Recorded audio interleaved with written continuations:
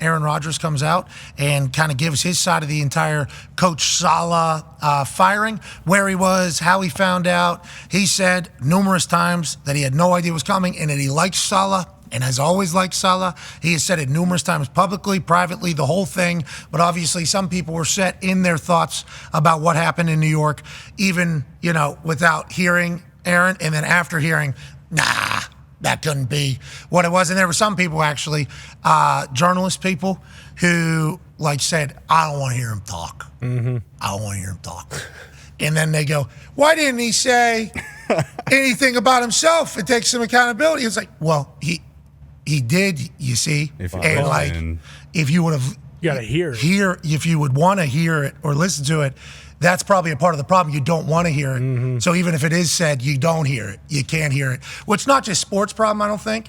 Potentially the world. Sure. Entire world problem. But nonetheless, the way he answered a couple questions about the future and inevitable change and everything led Adam Schefter yesterday to say, I think we all heard what Aaron was saying. He knows Downing's about to be the offense coordinator, and I think that's probably because Schefter had maybe a little bit of a source that he couldn't completely confirm the situation. So when Aaron says he's cool with the future and whatever ends up happening in all that case, that becomes the actual move. Downing will now be the offensive coordinator in sole control of the plan and the play calling. And we learned that from Coach Ulbrich, who is now the interim head coach of the New York Jets, in his press conference. And obviously that information is a big part of this. But also listen to the way he's speaking. I completely forgot about this. This is an opportunity for Coach Ulbrich here, former player in the NFL. I just saw a picture of him as a San Francisco 49er. Yeah. We're talking about a dog. Look out. Yes. We're talking about a dog. We got mohawks. We got goatees. Mm-hmm. Kind of an MCDC potential feel here as a former player. There he is. Whew. There he Come is. on. You think that guy's getting knocked back in the head-to-head combat? Nope. Absolutely not. Come on. Now you see the beard he's got, but when he's talking, it's like, oh shit, this is a potential my opportunity to show that I can be a head coach in this league, and I think this is a wonderful answer. Regarding the staff, after a lot of time to think about it, and did not make this decision easily by any means, I'm going to make Todd Downing the play caller for the New York Jets going forward. And this is more a byproduct of a different take on things. I'm not saying it's a better or worse take on things by any means, but just a different take on things, a fresh approach. So ultimately, Todd will have the full say on the game plan and ultimately the plays that are called within the game. Saying that as well, just another testament to the human being that Nathaniel Hackett is, the fact that he's going to give us everything in his body and heart and soul, and he's going to continue to be a big part of the success we're going to have going forward from an offensive perspective. And just I feel so fortunate that he's staying with us. Here's a guy that's been a head coach in this league and willing to draw cards, willing to do whatever it takes. So the true heart of a servant.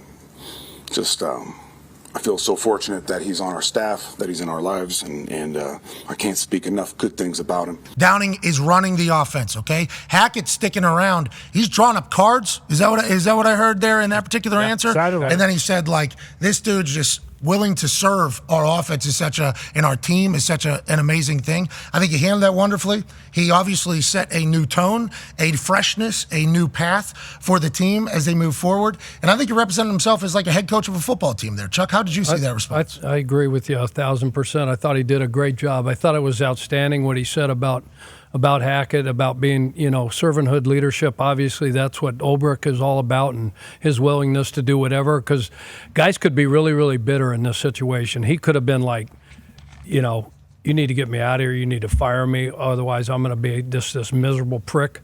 Every single day I come in here and make life miserable for this offensive staff. Todd Downing stepping in the new deal, but that's not who Nathaniel Hackett is. So it was awesome hearing Ulbrich say that, and that group's going to stay together, and hopefully they can.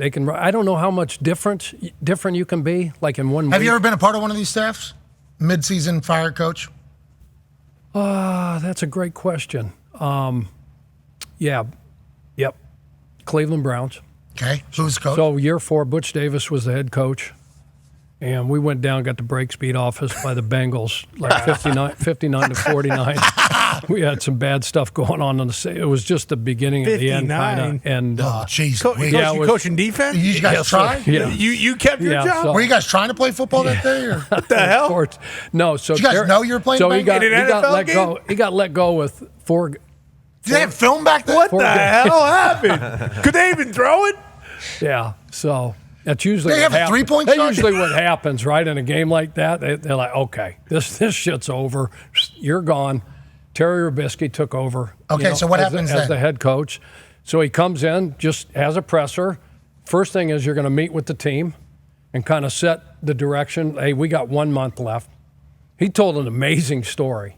Want me real quick? Yeah, absolutely. Hey, He says, I got Michael a shovel and a bucket of ice. And he's up in front of team meeting room. I'm going to dig a hole. I'm going to go right down to hell.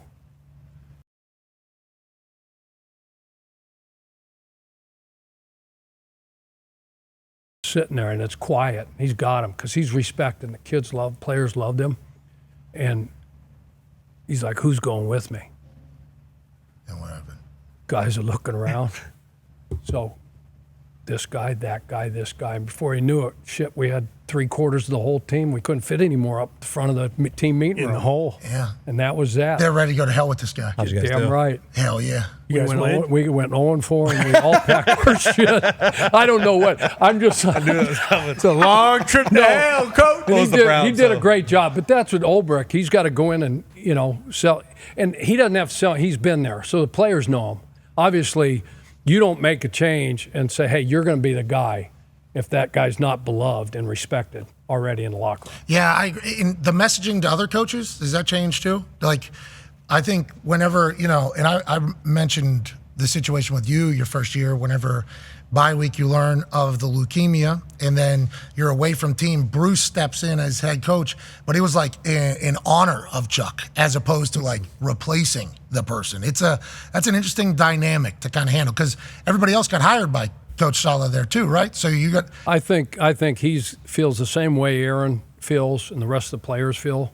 Like this is our fault as much as anybody else's because we didn't perform. As a coach, we didn't do what we're supposed to do. As players, we didn't do what we're supposed to do. We love and respect Robert Saleh.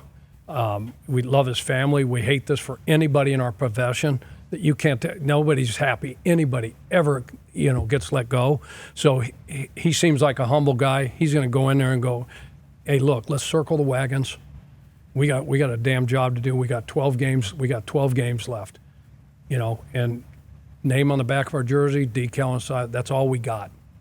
So by no means are we packing this shit in. all those other coaches are going to rally behind him though, right? Absolutely. There's Again, I no- don't think they put him in that position if he don't have the respect of everybody in that building. Yeah, but the decisions that are being made in that building, I think a lot of people are wondering about a lot. Yeah.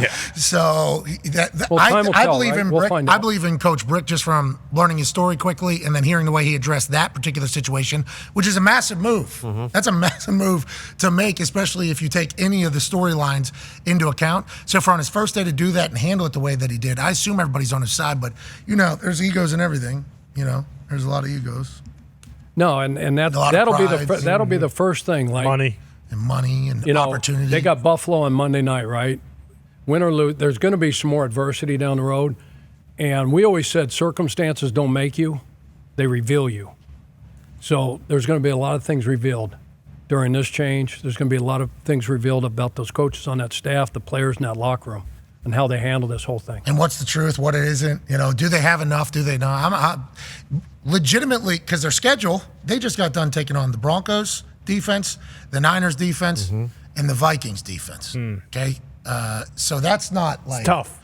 It's not great to have early, but then the Bills are always going to be the Bills in my eyes. So I respect the Bills, even though they had a bad night. And Josh Allen was definitely concussed, which could have led to him not being able to complete any passes and going 9 for 30, which is a vastly different Josh Allen than anything else.